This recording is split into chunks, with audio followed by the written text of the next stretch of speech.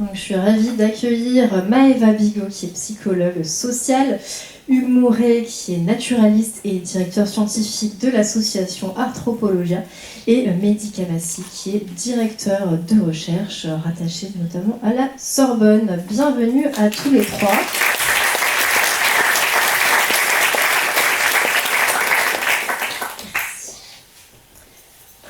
Et je...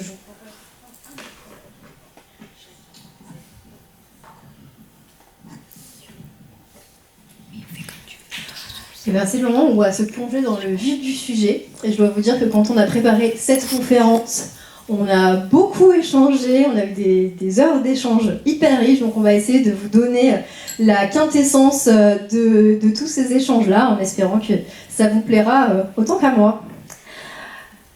Alors je vous propose de faire un petit peu plus connaissance avec nos trois invités, en commençant par toi Maëva. Qui es-tu? Pourquoi es-tu là? Bonsoir, bonjour. La salle est dans le noir, du coup j'ai l'impression qu'il fait nuit. Bonjour à tous et à toutes. Donc, moi je suis psychologue social et environnemental et ça fait 10 ans environ que j'ai travaillé dans différents champs à regarder comment l'être humain en interaction avec son environnement, qu'est-ce que ça donne, comment ça l'influence dans son quotidien. Donc j'ai travaillé dans des environnements de transport à Paris, en faisant des expérimentations sur le comportement des voyageurs, dans des cantines scolaires, dans les maisons de la métropole aussi à Lyon.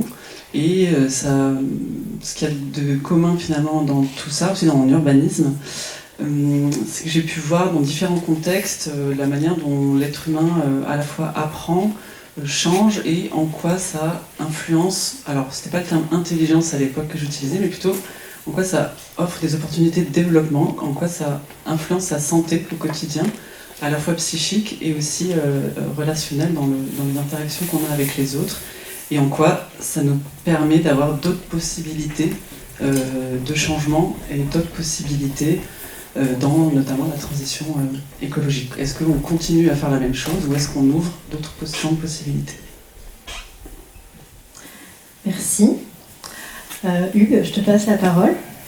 Bien, bonjour à tous, je m'appelle Hugues, je suis naturaliste, c'est-à-dire que je travaille sur des éléments de nature, des pans de la nature, alors un peu plus sur les petites bêtes et les plantes, mais je ne suis pas du tout sectaire, et c'est pour ça, enfin c'est en tout cas parce que c'était un manque, il y a un peu plus d'une vingtaine d'années quand on a fondé cette association, très peu de structures s'intéressaient à ces petites bêtes, les trucs que vous aimez, là, les arthropodes, c'est-à-dire les animaux recouverts d'une carapace et à pattes articulées, donc ça vous parle bien. C'est des insectes, des crustacés, des mille pattes et des arachnides, bref, ce que tout le monde adore. Mais pour autant qu'ils jouent des rôles essentiels, s'il y a des oiseaux et des chauves-souris sur la Terre, c'est parce qu'il y a des insectes qui les nourrissent, qui servent de proie en tout cas. S'il y a des plantes à fleurs, c'est parce que dans 90% des cas, des insectes se sont baladés sur les fleurs et ont permis la pollinisation. Et donc vous enlevez 9 plantes sur 10 s'il n'y a pas d'insectes. C'est eux qui recyclent la matière organique, c'est eux qui protègent les cultures. Bref, voilà, il y avait quand même un pan qui était un petit peu oublié. Et depuis 23 ans que l'association est montée, et un peu plus longtemps que je mène ce genre d'activité, eh bien, on a quand même un champ qui s'est étendu aussi bien sur les thématiques que géographiquement. Donc, on n'a pas de barrière, on est toujours installé dans la métropole de Lyon, mais on n'a pas de barrière géographique, et on va en centre de la France, ou un peu au-delà d'ailleurs, j'en reviens pour encore une semaine où j'ai bougé, pour faire de l'animation scolaire, périscolaire, surtout dans la région péri-lyonnaise, dans la grande agglomération lyonnaise, mais on va aussi faire de la formation professionnelle auprès des espaces verts, des agriculteurs, des agents de chambre, des élus, des journalistes, où on va expliquer qu'est-ce que c'est que cette nature, cet environnement, la vie, le vivant, ou le concept de biodiversité, en essayant d'accompagner dans la douceur, si possible, parfois un petit peu en portant un plaidoyer, parfois un petit peu plus frontalement, et on passe dans le lobbying d'intérêt général, face à des structures, des institutions qui prennent en compte un petit peu, beaucoup, ou parfois pas du tout, ces choses-là, et pour autant, on en a besoin, puisqu'on est vivant, on dépend de ces choses-là. Du coup, moi, ça m'intéresse énormément de voir les blocages psychologiques, comment est-ce qu'on peut forcer la main et augmenter le rapport de force en faveur de l'intérêt général du bien commun, et savoir comment l'intelligence artificielle pourrait nous faciliter, nous accélérer cette chose-là dans une transition qui me semble plus être une transition de l'humanité plutôt que de l'écologie, parce que là on reste dans les concepts et c'est bien l'humain qui doit revoir ses relations avec son environnement, avec les autres humains, avec les autres non-humains. Et donc voilà une transition qui sera probablement humaine, mais en tout cas qui ne pourra pas marcher si elle n'est pas solidaire et non pas solitaire. Merci, donc la transition est toute trouvée vers toi. Mehdi Kamassi, qui es-tu? Bonjour à toutes et tous, je suis chercheur au CNRS à Paris et je fais des recherches en sciences cognitives. Donc la cognition, c'est l'ensemble des disciplines qui s'intéressent à comprendre le fonctionnement de la pensée. Et en particulier, moi je travaille sur la prise de décision. Donc quels sont les mécanismes dans notre cerveau qui nous font décider d'agir d'une certaine façon ou d'une autre? Comment est-ce qu'on apprend des conséquences de l'action? Comment on s'adapte? Et dans notre équipe, on fait des travaux interdisciplinaires, c'est-à-dire qu'on se sert de méthodes, d'outils qui viennent d'intelligence artificielle en espérant que ça nous aide à mieux comprendre le fonctionnement de notre propre cerveau. Ben oui, parce qu'en fait, quand on doit programmer un robot pour lui faire percevoir son environnement, mémoriser la configuration, agir, s'adapter quand on change cet environnement, ben parfois on trouve des solutions qui nous donnent des clés pour comprendre les mécanismes dans notre cerveau qui nous permettent à nous adapter. Donc ça, c'est dans un sens. Et dans l'autre sens, on essaie en contribuant aux neurosciences, à étudier le fonctionnement du cerveau, on essaie de voir si on peut trouver des nouveaux algorithmes pour l'intelligence artificielle qui permettent de résoudre des problèmes, mais peut-être avec un moins grand coût de calcul, notamment parce qu'on sait que le cerveau consomme 15 à 20 watts, donc c'est très peu d'énergie.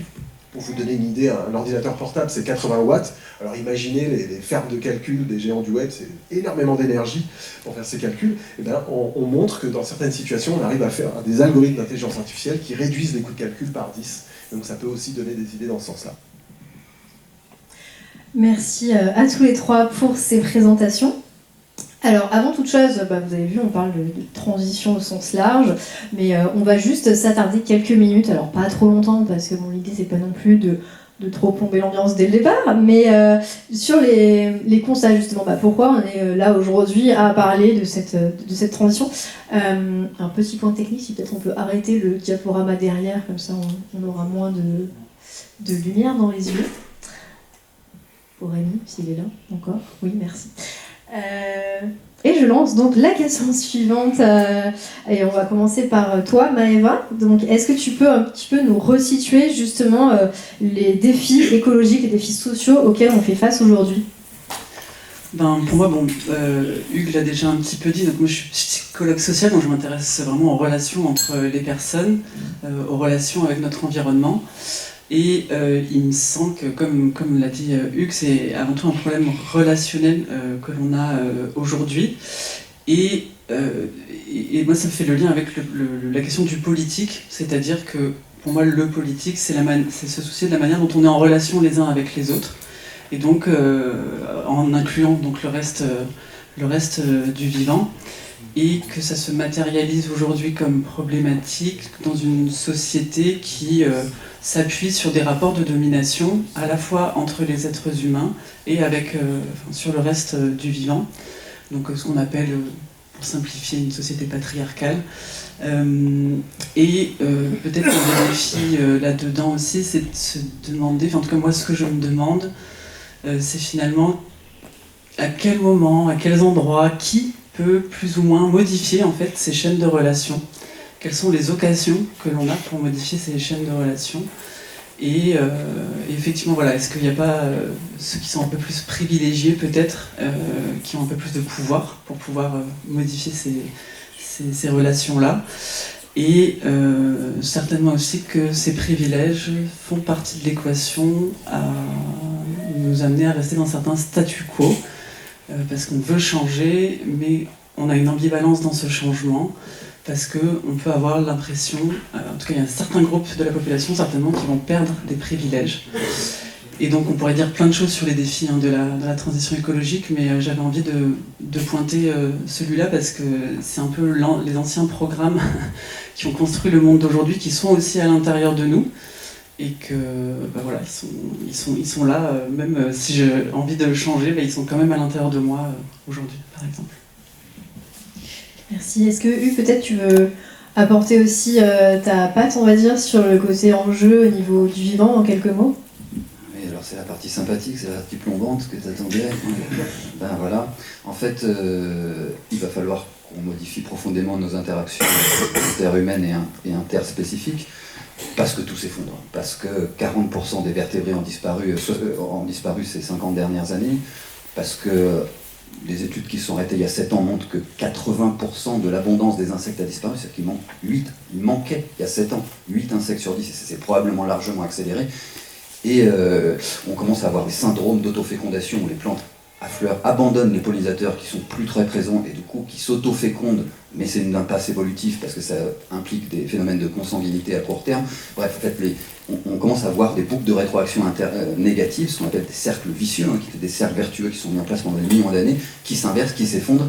Et ça, c'est simplement l'habitabilité de la planète qui est mise en jeu pour nos descendants directs. Voilà, c'est pas plus compliqué, c'est de ça dont on est en train de parler.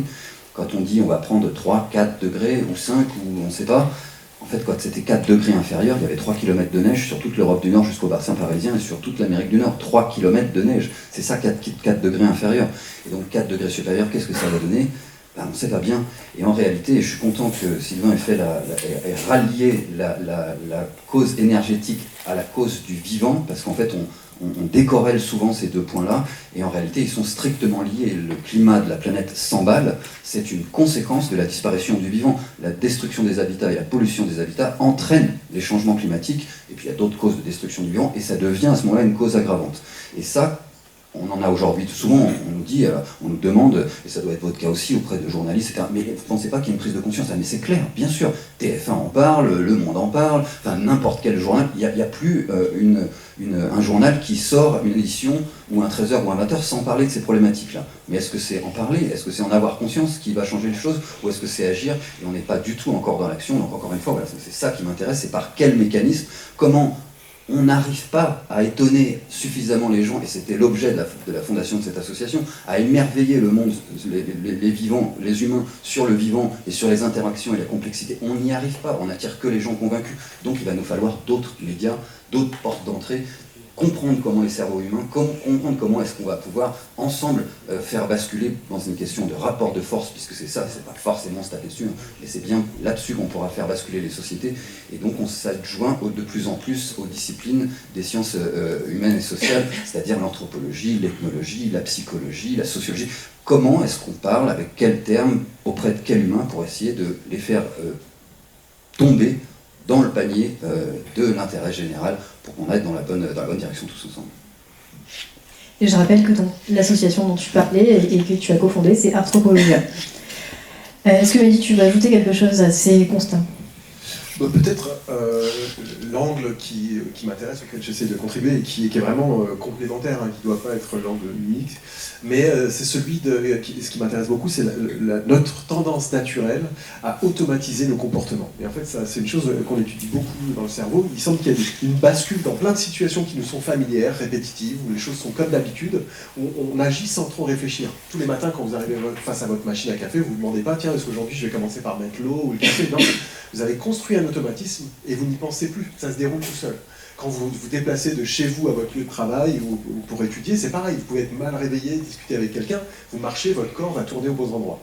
Ça semble avoir une utilité d'un point de vue écologique, parce que peut-être que ça libère une partie de notre cerveau quand il n'y a pas besoin en permanence de recalculer. Et c'est peut-être une des choses qui contribue à cette propriété d'être peu coûteux en énergie, notre cerveau, pour résoudre des problèmes. Mais ça a des défauts. Ça nous rend plus vulnérables aux influences par les incitations, les stimuli extérieurs. Et donc, Eva, tu l'as souligné, peut-être dans les comportements collectifs, il y a aussi ces automatismes, le conformisme et plein d'autres choses. Mais il y a aussi, nous sommes actuellement dans une société qui multiplie les incitations. Et avec le monde numérique, on décuple ça, des notifications, on a l'impression que si on ne va pas sur son portable, on va rater quelque chose qui se passe. Et en fait, ce que je voudrais souligner, c'est qu'on est trop souvent dans un discours qui vise à surresponsabiliser l'individu. T'as qu'à faire preuve de volonté. Arrête les notifications, débranche les choses. Ok, c'est une part des choses et on doit y réfléchir, on doit réfléchir à nos automatismes, mais c'est pas suffisant parce qu'il y a une asymétrie d'influence avec une industrie qui s'est construite, qui a plus à gagner, à continuer de nous influencer davantage, à s'inspirer des connaissances en psychologie. Donc il faut penser collectivement qu'est-ce qu'on peut faire, qu'est-ce qu'on veut pour notre société comme niveau de partage d'informations. C'est bien, avec le numérique, on peut aussi être mis en relation, on peut réfléchir ensemble à plein de choses positives, mais il y a aussi des travers, le côté qui nous font basculer dans un automatisme, faire défiler des vidéos sans trop réfléchir, et on a perdu 1 heure, 2 heures, on n'a rien mémorisé, on est plus attiré par des contenus qui sont choquants, qui nous amènent au clash, et on se comprend moins les uns les autres. Donc on doit réfléchir à nos automatismes, et on doit réfléchir collectivement à aménager la société pour qu'elle nous fasse moins basculer dans ces automatismes. Merci à tous les trois. Alors, on va continuer aussi à poser un petit peu le cadre. Vous avez compris qu'on n'est pas rentré dans tout le détail des enjeux écologiques, du climat, des limites planétaires, etc. Mais bon, je pense que vous avez assez de connaissances, ou en tout cas de ressources pour s'y plonger. Mais donc pour poursuivre un peu cette définition, on va parler de cette notion d'intelligence. C'est quoi finalement l'intelligence du vivant? Donc quand on a préparé, on a un petit peu décortiqué, on a cherché des définitions, on s'est posé beaucoup de questions. Alors Hugues, justement, tu étais à la démarche aussi de définir ce terme. Alors, est-ce que tu peux commencer à poser les premières bases? Oui, alors c'est pas forcément les premières bases auxquelles on pense, l'intelligence du vivant. On a plutôt tendance à associer intelligence avec l'humanité et tout ce que ça sous-entend de création, d'inventivité. On est quand même allé marcher sur la Lune. Oui, mais il y a plus d'astronautes qui ont marché sur la Lune que d'océanographes qui ont exploré les fonds marins.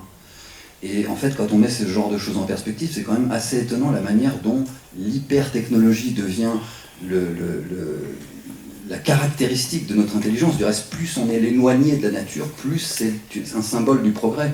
Une ferme, c'est de la terre battue et des murs en pisé.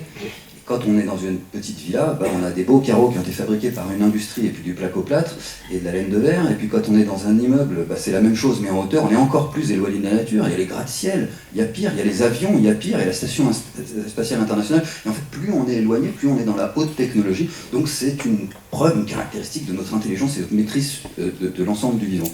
Or, l'intelligence du vivant, est-ce qu'elle est justement créatrice de substituts, d'artificiels, ou plutôt est-ce qu'elle a intégré, au cours des millions d'années d'évolution, toutes les résultantes de ces interactions, ces interdépendances et cette multicréation, cette créativité incroyable des formes du vivant, adaptées à des contextes très particuliers, parce qu'évidemment 99,99% des formes de vie apparues sur la Terre sont mortes. C'est l'essentiel du vivant est mort. Mais les quelques-unes restantes qui ont émergé ou qui ont participé à la distribution, à la diversification des espèces et qui ont pu donner d'autres phénomènes de spéciation, de création de nouvelles espèces, sont vraiment la résultante de toute cette complexité, cette forme d'intelligence pas forcément matérialisée par une réflexion cognitive, mais il y a bien d'autres formes. Les plantes voient. Voilà, ça vous étonne peut-être, et pourtant, si on voit, c'est parce qu'on a un cerveau. C'est bien parce qu'on a un cerveau qu'on voit, parce qu'on se déplace. Les plantes n'ont pas besoin de voir, puisqu'elles ne se déplacent pas, elles n'ont pas besoin d'avoir un cerveau. Et bien si, elles voient. On sait que certaines plantes voient, et on a justement tout un tas de pans de la recherche qui commencent à réfléchir sur la sensibilité d'un certain nombre d'animaux, sur la capacité sensorielle d'un certain nombre d'animaux et de végétaux, ou de champignons, et on se rend compte qu'on n'est pas sorti du vivant. Ce qui me permet, je vais arrêter après ça, d'appuyer sur le fait que nous sommes vivants, et c'est peut-être l'élément majeur qu'on oublie, et qui nous distingue de cette dichotomie, probablement encore plus en Occident qu'ailleurs, entre la nature, la culture, le vivant et les humains, les animaux et les humains. On a toujours cette notion de séparation en oubliant qu'on est un animal qui a développé, du fait de sa station debout, du fait de son possu opposable, du fait de son œil performant, des capacités à traiter ces informations, et qui nous a donné la possibilité de faire beaucoup d'autres choses que simplement les traiter. Et c'est l'écart qu'on a pris avec le vivant, la dissociation qu'on a pris avec le monde vivant, et qui devient un impact mortel pour l'humanité et pour les millions d'espèces qui n'ont absolument rien demandé, et qui sont en train d'hurler à la mort, mais personne ne les entend parce qu'elles font pas de bruit. Et donc c'est ça qui est vraiment terrible, c'est que notre intelligence n'a pas été mise au bénéfice d'un bien commun ou d'un intérêt humain, et encore moins d'un intérêt de la vie et du maintien de la vie sur Terre, dont on dépend intégralement. L'intelligence du vivant, pour moi, elle est dans tout ce que vous pouvez voir tous les jours en termes d'adaptation, de forme, de couleur, de résistance au froid, au chaud, à l'hivernage, à l'eau, au vent, et la capacité d'évolution au regard des pressions environnementales qu'il y a autour. Et c'est ça le problème actuel. c'est pas l'amplitude des phénomènes, mais c'est la rapidité avec laquelle ça se passe, et on met donc même en danger la capacité que l'intelligence du vivant aurait ou a établie sur des millions d'années pour y répondre aussi rapidement, parce que les temps sont extrêmement courts. Mais on ne sait pas ce qui peut en sortir. Et peut-être juste une petite précision. Comment on peut définir le vivant par rapport à ce qui est inerte ? Alors le vivant, c'est ce qui n'est pas mort. Mais, alors, non, mais oui, ça fait rien, mais c'est ça. Parce que c'est quoi le vivant? C'est quoi la nature? C'est quoi l'environnement? C'est quoi la biodiversité? Le vivant, c'est ce qui n'est pas mort, ou ce qui, en tout cas, n'est pas encore mort. Donc c'est ce qui, à un moment, est vivant. Définir la vie, je ne vais pas rentrer là-dedans, je veux bien qu'on en parle, mais je peux vous donner des définitions académiques, mais pareil, hein, on est quand même, on prend un petit peu d'humilité sur ces aspects-là, et on sort de définitions qui sont extrêmement strictes, extrêmement cadrées, mais c'est grosso modo des organismes capables de s'adapter, d'évoluer dans l'environnement, de maintenir les fonctions vitales, hein, l'homéostasie pour nous, et de les perpétrer dans le temps, donc de se reproduire de différentes manières. Je pense que j'ai zappé une partie de ta question. Ma question elle est très courte, c'est comment on définit le vivant? Parce que Maëva aussi, tu avais des... si Hugues, tu as fini. Le vivant, c'est ça. L'environnement, c'est ce qui est autour de nous, et ça dépend finalement des gens. La nature, c'est tout. Et donc la nature, là, on n'y viendra pas à bout, même à coup de bombe nucléaire, on n'ira pas. Le caillou, c'est une nature, c'est la nature. La Lune, c'est la nature. Le cosmos, c'est la nature. Mars, c'est la nature. Et le Soleil, c'est la nature. Donc en fait, on n'y arrivera pas à bout de la nature. Mais par contre, la biodiversité, c'est un complexe un petit peu plus... C'est un complexe scientifique qui établit la diversité des espèces, donc les champignons, les animaux, les plantes, les protistes, etc., enfin tous les règnes du vivant. C'est avant tout les gènes, donc la capacité d'adaptation et d'évolution du vivant, et c'est, en dernier point, les écosystèmes. Et transversalement, tous les processus écologiques remplis par les organismes sous l'influence de leurs gènes dans leurs écosystèmes. Et c'est ça, en fait, quand on dit effondrement de biodiversité, c'est pas simplement, comme je l'ai dit tout à l'heure, un peu moins d'animaux ou de plantes dans les champs. C'est ça, mais c'est en plus la perte de la capacité à l'adaptation, la perte de la capacité de la nature à s'adapter, la perte de la diversité d'écosystèmes et, in fine, la perte des fonctionnalités écologiques qu'on appelle les services écosystémiques, c'est-à-dire la production d'oxygène, la filtration de l'eau, la filtration de l'air, le recyclage des matières organiques. Enfin, vous comprenez bien qu'on ne pourrait pas vivre sans ça, quoi. Maëva, tu voulais compléter? Oui, non, parce que j'anime aussi des marches du temps profond, et j'ai participé aussi à plusieurs réflexions sur la notion du vivant, et il y avait une image qui m'avait marqué à un moment donné, c'est par exemple quand on est dans le ventre de sa mère, c'est pas quelqu'un qui vient créer le puzzle, en fait, au fur et à mesure, c'est la cellule mère qui elle-même se crée, prend de la nourriture dans l'environnement, etc., etc. Et donc il y a ce qu'on appelle l'auto-couillette, c'est-à-dire que le vivant est caractérisé par le fait de se créer lui-même, c'est pas quelqu'un d'autre en fait qui le crée. Donc il pourrait y avoir une distinction ensuite avec l'intelligence artificielle ou autre. Et donc en psychologie, on va parler par exemple d'autodétermination, ce que d'autres pourraient appeler l'autonomie par exemple, etc. Parce que voilà, il y a les lois du vivant, il y a moi j'appelle ça les lois psychiques du vivant, ce qui nous permettent d'évoluer en tant que plutôt être humain, en tant qu'espèce humaine. C'était juste ce complément. Okay.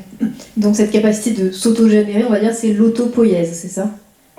Pour bien retenir le terme. L'autocréation, quoi. Poésie, ça veut dire création. Ok.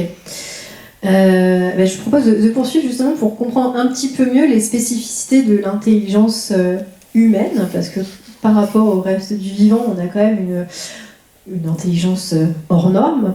Alors, comment on peut la définir? L'intelligence humaine est multiple. Alors, Maëva, tu peux poursuivre peut-être sur cette lancée?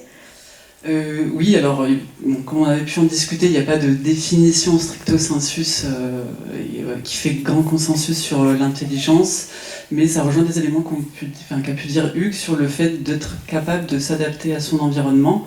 Il me semble, tu me confirmeras ou d'autres, sur l'évolution de l'être humain, c'est-à-dire qu'on a une capacité à pouvoir changer d'environnement et à pouvoir s'adapter à chaque fois à notre environnement.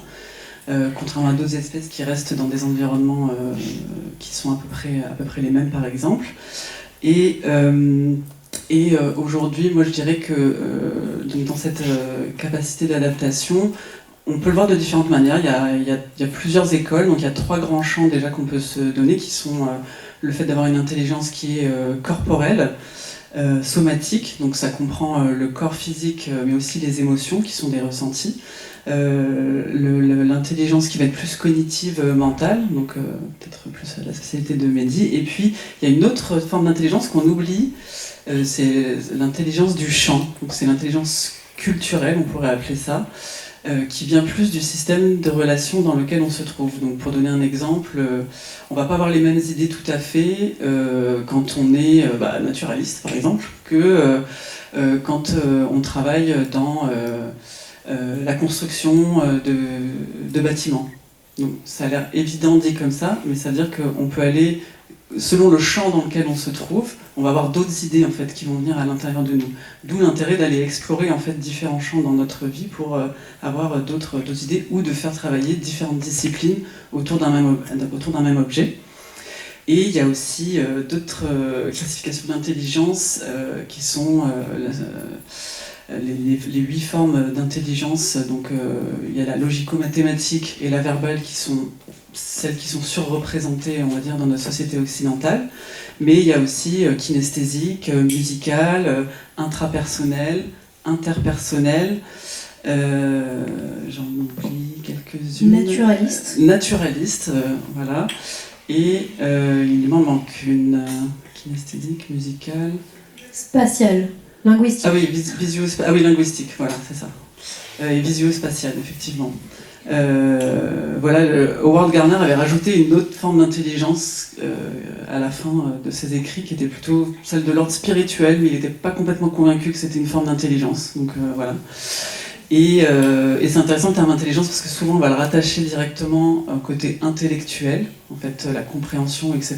Et peut-être qu'on pourrait faire l'hypothèse que ça structure pas mal le système éducatif aujourd'hui.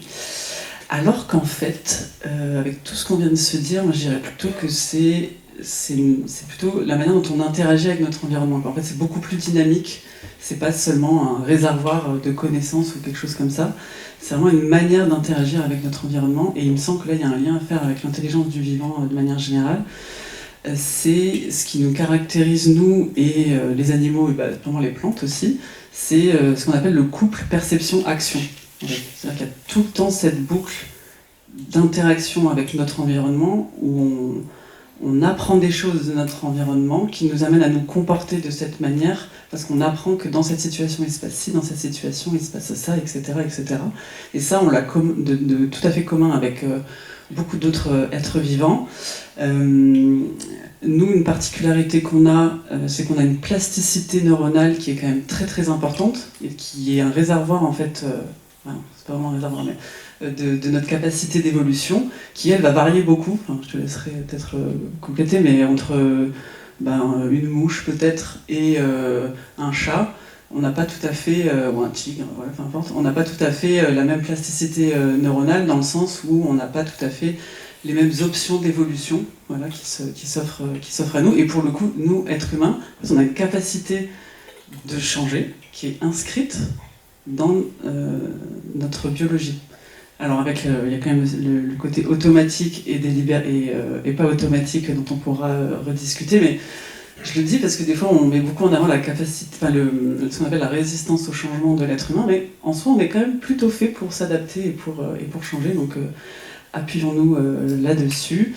Et je pense qu'on fait toujours le lien entre intelligence et on met beaucoup le logico-mathématique et le verbal avec l'intelligence humaine, parce qu'effectivement, ce qui peut-être nous distingue d'autres animaux, non pas que les autres espèces ne se communiquent pas, mais on a le langage qui est une autre façon de se coupler à notre environnement entre nous. C'est-à-dire que c'est censé au départ être quelque chose qui nous permet de nous coordonner, par exemple, quand on va chasser ou des choses comme ça. Et peut-être que là, avoir sur le côté plus numérique et intelligence artificielle, peut-être qu'il y a quelque chose qui a changé dans la manière dont on partage l'information. Est-ce qu'elle nous sert toujours à nous coordonner ou à quoi elle sert aujourd'hui? Il y a on est peut-être parti un peu dans tous les sens. Et justement, Mehdi, pour rebondir avec ce que disait Maëva, avec ton bagage en sciences cognitives, qu'est-ce que tu pourrais apporter sur cette notion d'intelligence humaine? Est-ce que le micro fonctionne? Oui, alors c'est vrai qu'en sciences cognitives, on a tendance à vouloir ne pas aborder ce terme de l'intelligence parce que finalement on ne sait pas très bien la définir et on préfère généralement parler de fonction cognitive, de fonction psychologique. Donc le raisonnement, la perception, la conscience, la créativité, le langage, le contrôle moteur. Et on s'intéresse souvent en tant que chercheur à une fonction en particulier.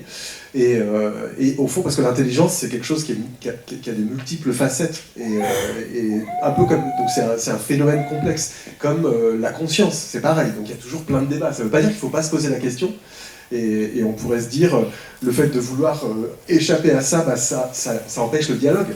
C'est dommage, dans la société, on emploie ce mot. Donc ça veut dire que la question se pose c'est quoi l'intelligence et on doit l'aborder.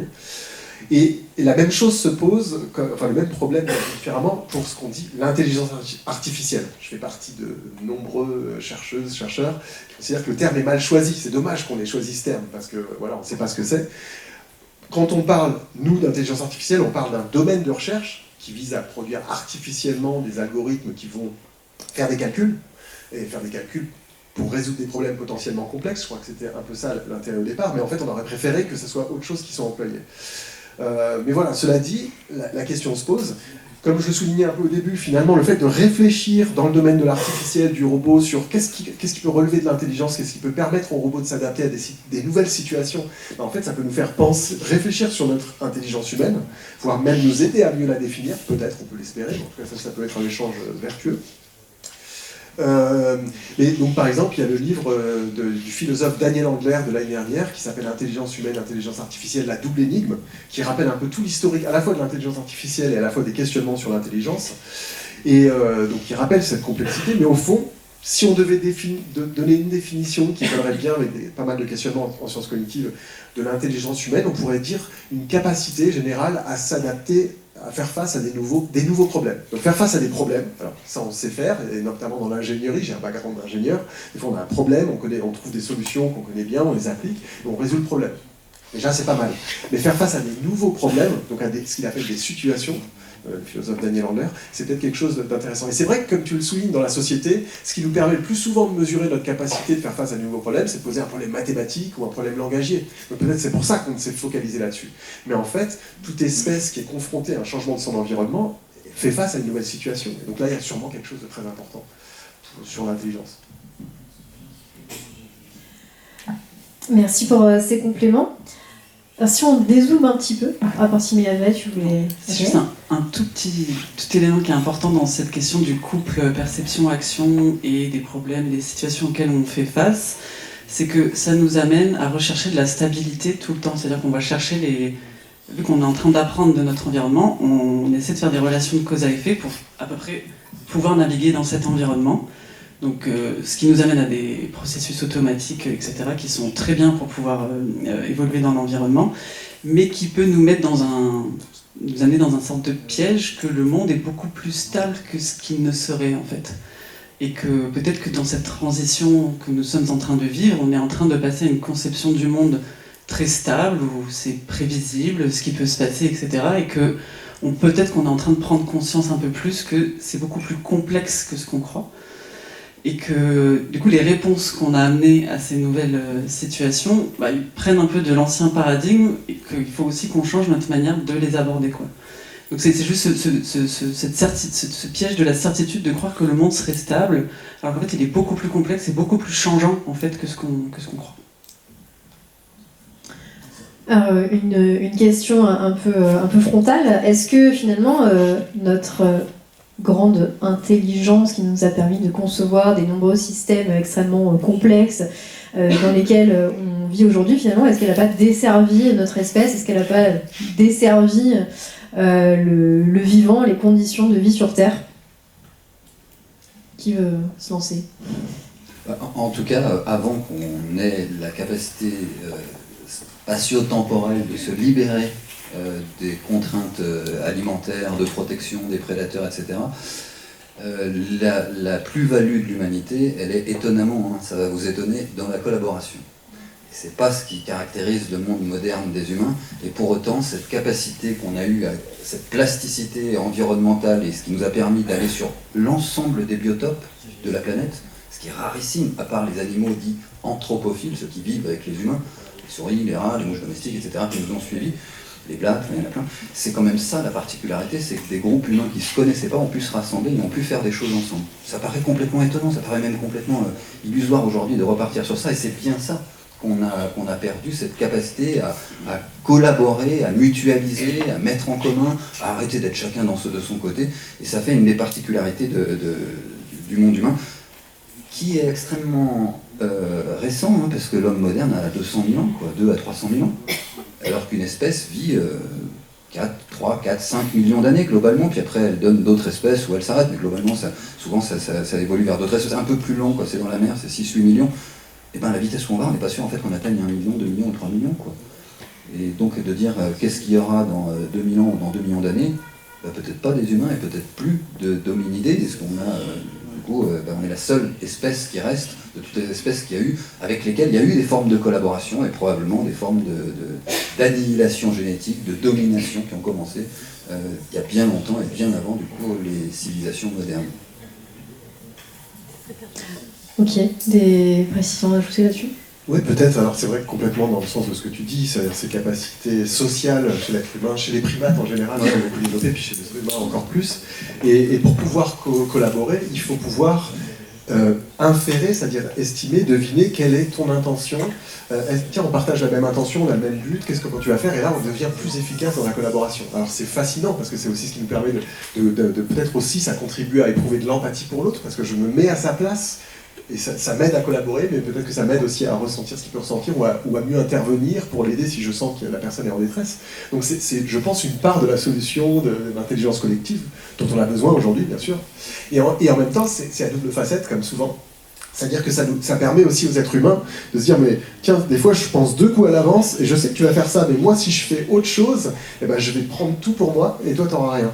Et finalement, c'est aussi ce qui peut être tentant. C'est-à-dire que dès qu'on se retrouve dans une position où on peut exploiter, alors après, on va subir les réprimandes du groupe, donc il faut le faire que si vraiment je veux gagner vraiment beaucoup et qu'après je peux être en position de domination. Mais c'est peut-être aussi une des choses qui fait qu'ont émergé ces situations de hiérarchie, de domination, et qui font qu'aujourd'hui, on fonce à continuer d'exploiter, ou en tout cas certaines qui en ont un intérêt. On doit penser aussi, à mon avis, encore une fois, à des règles sociétales, des équilibres, qu'on se mette d'accord, qu'on trouve des solutions pour développer encore plus le côté coopératif, empathique, et un petit peu moins le côté faire plus pour soi-même. Non mais je suis en train de penser avec la question, alors je ne sais pas à partir de quel moment, mais je ne suis pas paléo, je ne connais pas toute l'histoire de l'humanité, mais peut-être ce que je vais dire va être un peu empreint de certaines représentations, mais c'est pas la même chose.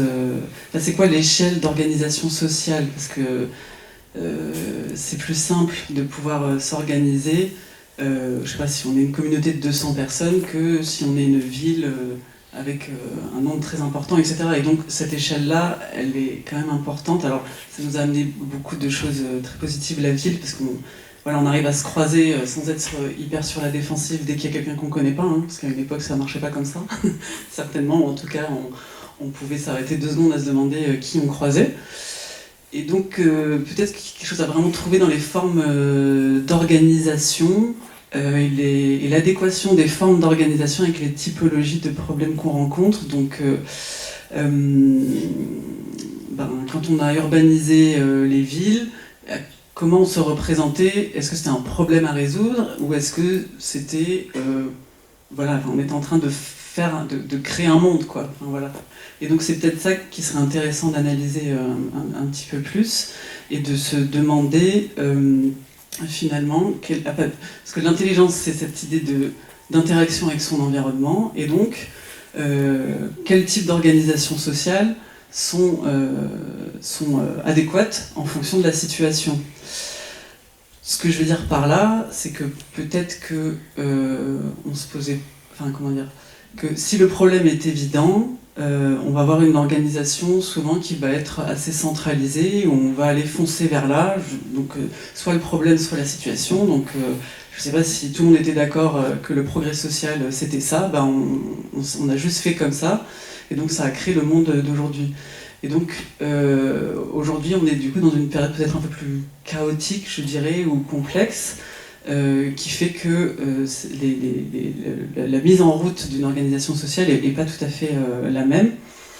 Et enfin voilà, du coup je me dis qu'il y a peut-être quelque chose à réfléchir du côté de l'organisation sociale qui a beaucoup évolué entre je sais pas, un cercle familial, etc., les collectivités locales, une ville.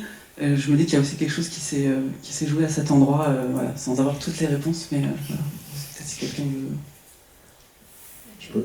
Oui, ça me donne envie de rebondir aussi, effectivement. Je pense qu'il faut qu'on soit consciente et conscient que l'environnement dans lequel on vit aujourd'hui n'est pas celui dans lequel nos ancêtres chasseurs-cueilleurs ont évolué et dans lequel certaines de nos facultés cognitives ont été sélectionnées. Et en fait, idéalement, il faudrait que ça aille beaucoup plus lentement, parce qu'on a besoin de temps, en tant qu'humain, en tant qu'espèce, pour digérer chacun des changements, s'y adapter, trouver des bonnes solutions. Donc le simple fait de passer d'un milieu naturel à un milieu urbain, déjà en soi, on sait que d'un point de vue cognitif, ça change les choses. Parce qu'être exposé à la nature a un côté reposant pour certaines de nos facultés cognitives que ne produit pas l'exposition à des paysages urbains. Ça, c'est une première chose. Donc, ok, ça nous apporte sûrement aussi plein d'autres avantages. Ça ne veut pas dire que c'est tout mauvais et tout, mais on doit prendre le temps de réfléchir, de peut-être compenser, faire qu'on y vive bien, on s'y sente bien. Ensuite, la dimension numérique vient multiplier la quantité d'informations à laquelle on est exposé. Et ça, quelque part, c'est vraiment nouveau pour l'espèce humaine. On sait qu'on a dans le cerveau des mécanismes qui vont nous rendre très curieux, très attirés dès qu'il y a de la nouveauté, dès qu'il y a quelque chose de non prévisible. Pourquoi ? Parce que peut-être que dans les milieux naturels dans lesquels les chasseurs-cueilleurs étaient, c'était intéressant, c'était suffisamment rare pour qu'il fallait y prêter attention, peut-être analyser la situation. Il y a peut-être quelque chose qui a changé qui fait que le groupe doit changer son mode de vie ou se déplacer. Peut-être qu'il y a un prédateur, peut-être qu'il y a un danger. Donc c'était intéressant. Sauf qu'aujourd'hui, avec le numérique, on démultiplie ça. Et en fait, c'est un peu comme si on venait hacker notre cerveau, à le bombarder de potentielles nouveautés, et on n'arrive pas à y résister individuellement. Donc ça, je pense que c'est quelque chose aussi d'important. Et au fond, il y a même une question démocratique. C'est-à-dire que je pense que tu l'as souligné super bien. On était en petits groupes, alors je ne suis pas spécialiste de tout ça, mais à l'échelle de la tribu, peut-être des groupes de plusieurs dizaines, et une tribu, si je me souviens de certaines lectures, c'est plutôt de l'ordre de 500 personnes. Et là, tout à coup, on se retrouve très très nombreux. Et donc, Internet, par exemple, nous met en relation avec des millions, des milliards de gens. Et rien que ça, qu'est-ce que ça change pour la démocratie ? C'est-à-dire que je peux échanger en instantané avec d'autres personnes, je peux partager des informations. On aurait besoin d'une génération, 2 générations pour digérer, vérifier qu'on réussit quand même à faire que la démocratie fonctionne bien, qu'il n'y ait pas trop de désinformation, d'influence. C'est très compliqué en fait. Et donc, à chacune de ces étapes, et donc maintenant il y a l'intelligence artificielle qui vient rajouter son grain de sel, et qui malheureusement peut être aussi utilisée pour des fins d'influence ou autres, ou pour voire même nous faire moins entraîner, utiliser notre propre intelligence. Quand on utilise un GPS, ok, c'est super utile, c'est vachement confortable, mais en fait on fait moins l'entraînement nous-mêmes de naviguer. Et pareil avec les grands modèles de langage avec lesquels on interagit, c'est super pratique, on peut leur faire rédiger un paragraphe pour nous. Des fois c'est super utile, mais si on fait ça tout le temps, eh ben on s'entraîne moins à raisonner pour produire un énoncé cohérent, réfléchir sur les choses. Donc voilà, peut-être qu'il y a une part du problème et aussi dans ces évolutions très rapides. Ouais, donc si je résume, effectivement, en fait, on développe des technologies, comme tu disais, de plus en plus pointues, qui nous amènent de plus en plus loin, qui nous déconnectent du sol, quoi, de notre environnement. On développe des systèmes d'échange d'informations, des systèmes économiques, finalement, auxquels on délègue aussi une part de notre prise d'initiative, et donc on perd aussi, peut-être on perd une part d'intelligence collective aussi en déléguant en fait des choses à ces systèmes-là. Bon, je ne sais pas si j'étais très claire, mais c'est ce que j'ai compris de ce que vous avez dit. Et finalement, peut-être que, alors c'est une hypothèse, mais justement, les tribus dont on parlait, les peuples, on va dire, moins avancés, entre guillemets, technologiquement, bah, finalement, vous aurez peut-être des moyens d'être vivant, comme dirait Baptiste Morisot, des moyens d'être sur Terre, en fait, qui seraient beaucoup plus en phase avec les limites planétaires qu'on connaît aujourd'hui. Vous avez l'air d'accord. Okay. Oui, non mais je pense... la manière dont on parlait de systèmes automatiques, de processus d'automatisation dont tu parlais, et donc en fait on a ce système-là qui automatise certains processus, et puis on a un système qui est un peu plus délibératif, où on va se poser 2 secondes avant de faire quelque chose pour le dire vite. Et donc je me demandais comment on avait organisé ces systèmes de manière un peu collective. Alors le avant, il y a le avant chasseur-cueilleur, mais il y a le avant juste le siècle d'avant, quoi. Et donc j'étais en train de réfléchir à ça. Et peut-être que dans des sociétés plus type tribu, on avait beaucoup plus cette possibilité de pouvoir délibérer de manière collective. Et qu'en fait, peut-être que les technologies nous amènent plus dans une... Enfin, on communique tous, mais de manière individuelle, quoi. Et que c'est ce champ collectif, et donc cette capacité d'action collective qui n'advient pas, enfin, qui n'a pas l'air d'advenir spontanément, en tout cas, de ces technologies de l'information et de la communication. Mais en fait, on peut le faire. C'est juste qu'on ne s'est pas organisé pour le faire encore. C'est possible en fait, c'est pas impossible, c'est juste à faire, quoi. Justement, peut-être que le collectif d'avant, alors pas d'il y a un siècle, 2 siècles, mais d'avant, d'il y a un peu plus longtemps, qui doit exister d'ailleurs dans pas mal de sociétés non occidentales, parfois animistes, hein, donc pareil, il y a une forme de religion qui est bien différente de celle qu'on peut connaître ici. Mais cette collaboration et ce collectif, en fait, il était entre les humains et avec le reste des humains. D'ailleurs, il y avait une forme d'égalité entre les différentes espèces vivantes, qu'elles soient, évidemment, quand on est au fin fond d'une forêt et qu'on n'a pas de microscope électronique à balayage, c'est compliqué de caractériser des virus et des bactéries. Mais pour autant, le vivant visible, qui est une part importante du vivant, pas la totalité, mais les champignons, les plantes, les animaux faisaient et font partie, dans certaines encore civilisations, d'un système égalitaire où tous les êtres font partie de votre famille. C'est-à-dire qu'il y a des tribus qui vont en forêt pour échanger avec des oiseaux, avec des arbres. Ça peut paraître complètement ésotérique pour des occidentaux, mais en réalité, cette omniprésence du monde vivant, eh ben, le rendait... permettait peut-être de se soustraire à cette notion de domination systématique. Domination qu'on a d'ailleurs formalisée avec le langage. Les bêtes, c'est tout ce qui est animal et pas vivant. L'animal, c'est aussi tout ce qui est vivant mais n'est pas humain. Tout ce qui est animal mais qui n'est pas humain. L'animal intègre les humains, mais pas depuis très longtemps. On se rappelle qu'on est des animaux, mais on a quand même bien tendance à vouloir les séparer. Et d'ailleurs, d'un point de vue sémantique, être bête, ça veut dire être dépourvu d'intelligence. Être bête comme un âne, être con comme une poule. Gardner, par exemple, disait que en fait, chaque espèce a sa propre intelligence. Et oui, une poule, elle est intelligente comme une poule. Elle n'a pas besoin d'avoir l'intelligence d'un chargé de recherche ou l'intelligence d'un éléphant. Ça lui sert à rien. Et donc, les intelligences, en fait, sont aussi relatives à la condition dans laquelle les organismes vivent et l'appréhension, ce que vous avez dit, autour les interactions qu'on a et les besoins physiologiques fondamentaux qui sont nécessaires à l'accomplissement et la perpétuation de la vie. Et c'est pas forcément, du coup, une hiérarchisation comme on a eu tendance à le faire en évacuant tous ces termes-là, être bête, ce qui est quand même assez caractéristique, quoi. Et d'ailleurs, on attribue aux animaux tout un tas de comportements ou de caractères, souvent, parfois un peu extraordinaires, agile comme un chat. Il y en a un, évidemment, mais il y a beaucoup d'aspects péjoratifs où on utilise les animaux pour rabaisser la condition des humains. Bien qu'il y a quelques siècles, on se rappelle qu'il y en a un qui a utilisé les animaux pour essayer d'éduquer les humains. Je ne suis pas sûr que ça ait complètement marché, mais c'était intéressant. Alors peut-être on peut aussi maintenant aller un peu plus sur le sujet de cette fameuse IA, intelligence artificielle. Tu disais justement, Mehdi, que ce terme était très mal choisi au début. Est-ce que tu peux nous rappeler qu'est-ce qu'on définit par IA, par technologie, et quels sont aujourd'hui les grands enjeux autour de ces questions ?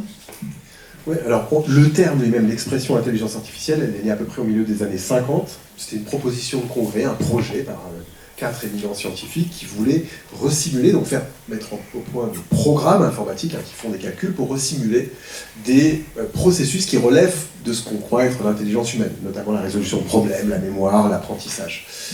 Mais quelque part, à ce moment-là, c'était très intriqué avec des objectifs de sciences cognitives. C'est-à-dire que le fait de vouloir les reprogrammer, les resimuler, nous oblige à essayer de les comprendre, mieux les définir, mieux les isoler, voire comparer, voir si ce qu'on a programmé informatiquement se comporte un peu de la même façon que ce qu'on observe dans le vivant. Donc ça peut contribuer à une meilleure compréhension de ça.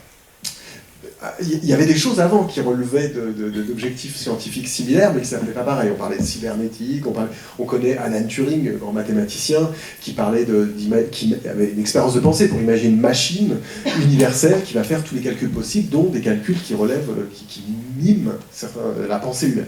Donc c'était déjà un objectif depuis longtemps. Mais ensuite, effectivement, c'est devenu une discipline de recherche. L'intelligence artificielle, c'est dans l'informatique une discipline, et ça consiste souvent à mettre en place des algorithmes qui vont extraire des régularités statistiques, faire sens des données, et ça peut avoir une utilité extraordinaire, je pense, pour les sociétés.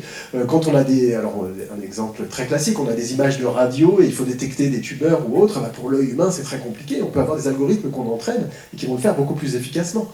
Et pour moi, c'est un des potentiels énormes de l'intelligence artificielle, à condition qu'on se pose aussi la question du rapport coût-bénéfice, c'est-à-dire qu'il ne faut pas non plus que ça ait un coût de calcul énorme et que ça nous fasse dépenser beaucoup d'énergie pour quelque chose qu'on pourrait résoudre de façon moins coûteuse. Mais si on le fait bien, ça peut nous aider à mieux comprendre le monde qui nous entoure, à étudier l'univers, à étudier le climat, à étudier les écosystèmes, à étudier les comportements humains en société. Donc il y a plein de choses positives. Mais voilà, il y a cette différence entre des champs de recherche et puis des applications. Et donc il y a des technologies. Et donc on peut faire, c'est quelque chose qui fascine, on peut mettre ça sur des robots, on peut faire des outils, des agents virtuels avec lesquels on interagit. Et donc en ce moment, il y a un boom, il y a une tentation de l'utiliser dans plein de champs. Mais peut-être que là, il y a un déséquilibre entre quelques grands acteurs, on retrouve toujours un peu le même problème, qui ont un intérêt économique, donc qui ont un biais de confirmation à penser que non mais moi c'est pour le bien, et puis ça va créer de l'emploi et autres. Et il y a une part de vrai, mais en même temps, ça devient quelques acteurs qui ont un pouvoir plus fort d'imposer certaines solutions technologiques à tous les autres. Et on n'a pas le temps de se poser, de réfléchir ensemble.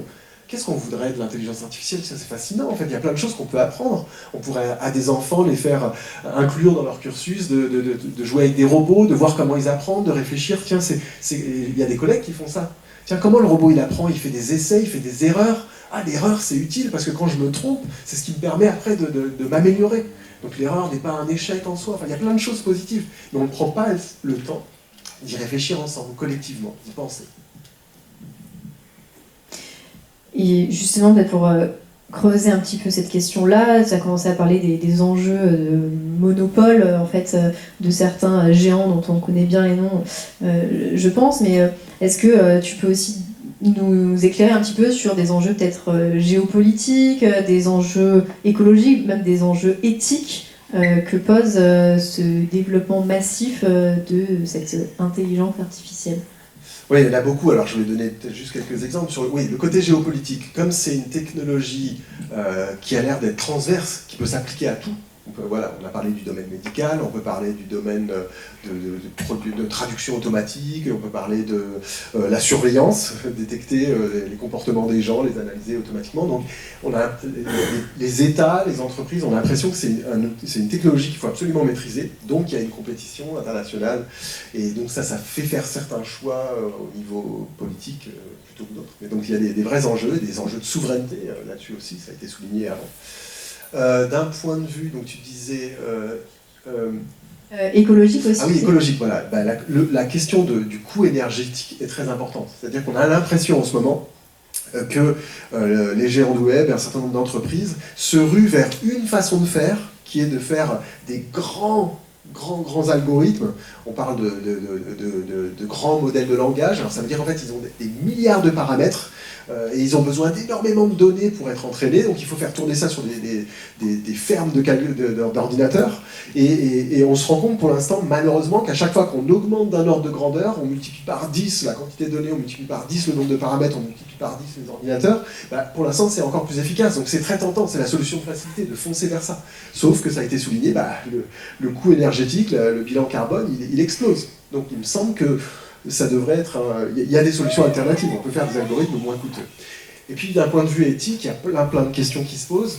Peut-être qu'une des questions qui me semble les plus importantes, c'est est-ce que les humains dans la société, par l'utilisation de ces outils, sont en train de s'émanciper, de gagner en autonomie, en compréhension du monde et en capacité à réfléchir, ou est-ce qu'on est plutôt dans l'inverse? Et je pense que les algorithmes peuvent être utilisés dans les deux sens, et il faut y réfléchir et faire en sorte que ça contribue à élever notre niveau d'autonomie plutôt que l'inverse. Tu voulais rebondir? Oui, non, c'était... en fait, on parle d'énergie disponible et par rapport à l'intelligence du vivant, ça me fait penser à la notion de métabolisme. Donc c'est comme si dans le vivant de manière naturelle, il y a certains types de métabolismes qui vont se mettre en place. Donc je sais pas, l'éléphant n'a pas du tout le même métabolisme que tel insecte ou tel autre. Donc il y a une sorte de gestion de l'énergie par rapport à l'adéquation de la situation, des situations quotidiennes qui sont vécues dans tel écosystème.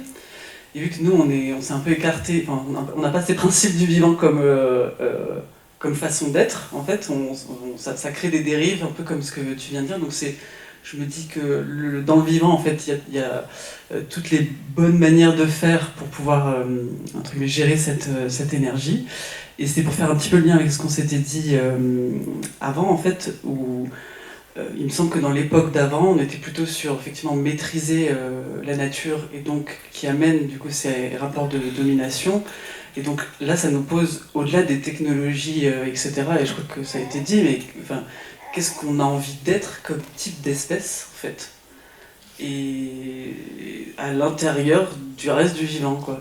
Et en fait, souvent on se pose la question de comment on fait pour ci, pour ça, pour plein de choses, alors que ces savoir-faire et ces outils sont vraiment au service de qui on est, quoi.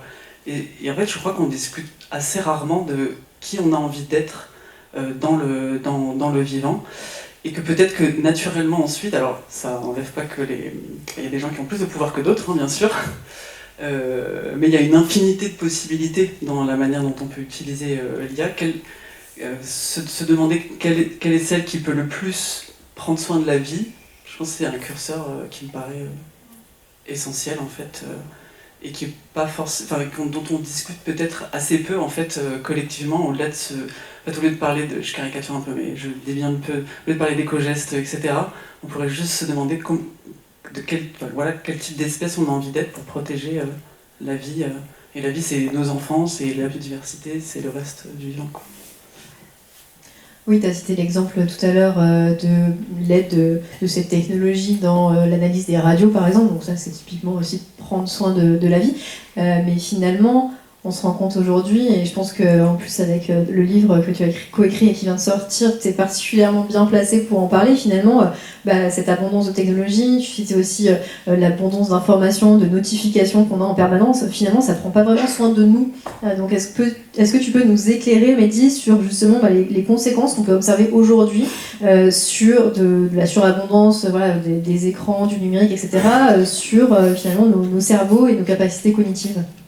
Oui, il y aurait beaucoup de choses à dire, effectivement, dans cet ouvrage pour une nouvelle culture de l'attention, qui est sorti cette année, là, il y a quelques mois, chez Odile Jacob. C'est un ouvrage coécrit avec des chercheurs, chercheuses d'autres disciplines, et c'était important pour nous de comprendre, alors le sous-titre c'est « Que faire de ces réseaux sociaux qui nous épuisent ?» donc ça vous dit un peu aussi des choses, mais on ne voulait pas l'aborder ce problème de la captation de notre attention par tous ces outils numériques et toutes ces notifications d'un seul angle, parce qu'il nous semble que c'est un peu comme, on risque de ne pas trouver de solution, c'est un peu comme le problème de la fuite d'eau dans les canalisations, on va reboucher d'un côté, puis l'eau jaillit par ailleurs, il faut avoir une vue d'ensemble.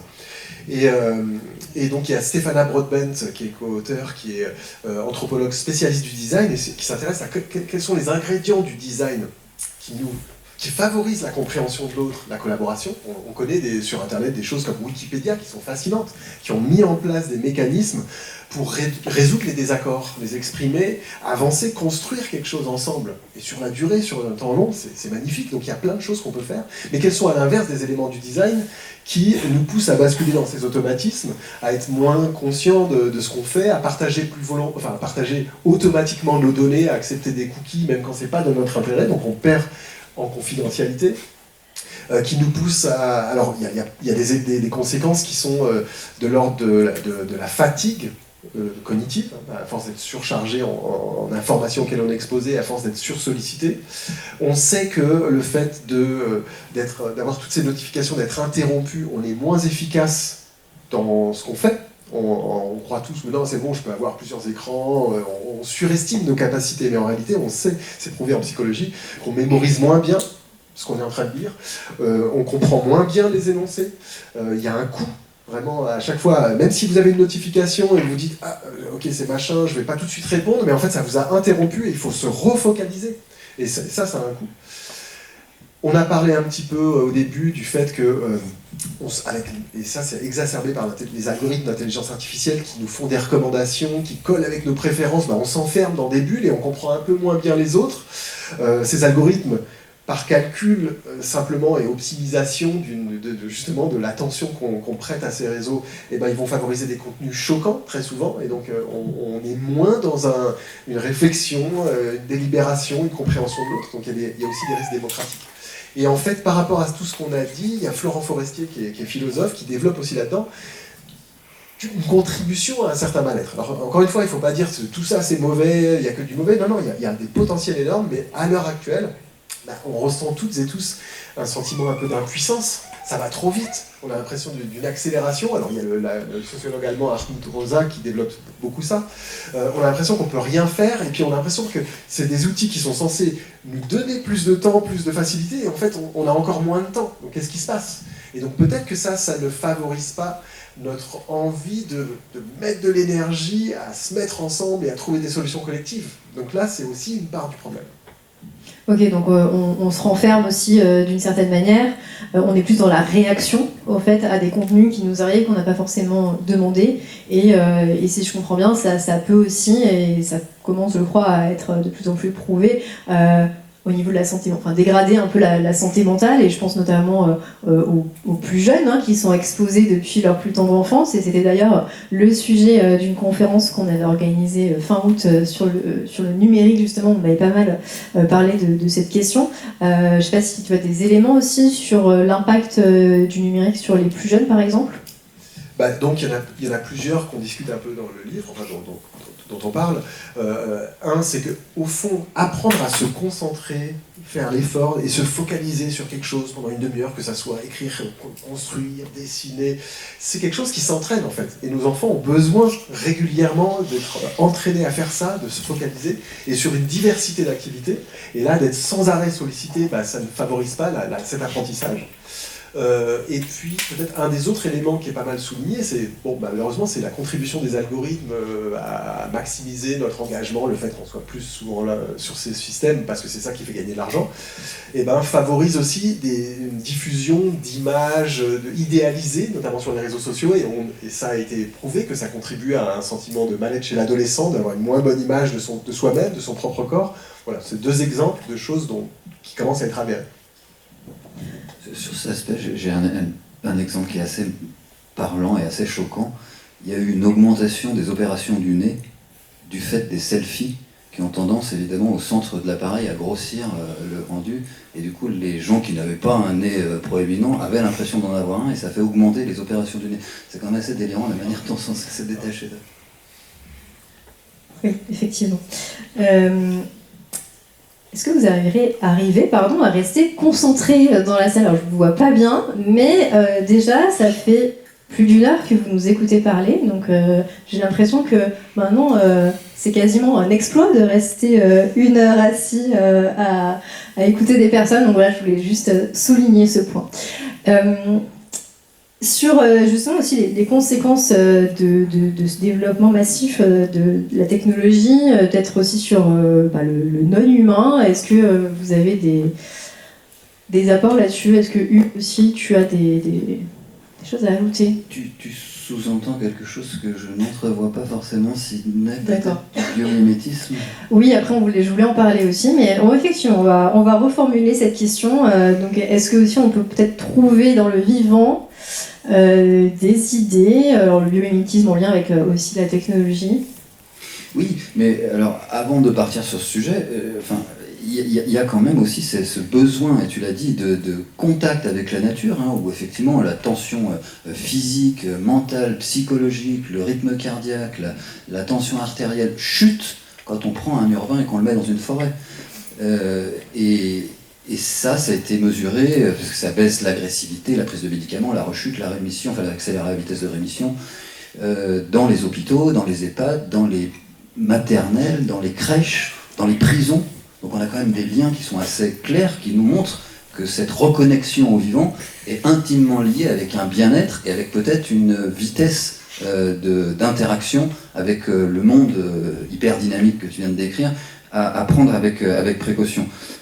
Et cette reconnexion, elle commence dès le plus jeune âge, justement. J'ai quelqu'un dans la salle qui travaille sur cette reconnexion enfant et nature, qui reste primordiale si on veut, une fois adulte, que nos sociétés ne soient pas totalement déconnectées du monde vivant et ne vivent pas dans un vase clos humano-humain, mais qu'on puisse, parce que des relations et des différentes relations en termes de qualité et de quantité qu'on va côtoyer entre 5 et 15 ans avec la nature, dépendent les relations qu'on aura toute notre vie avec la nature.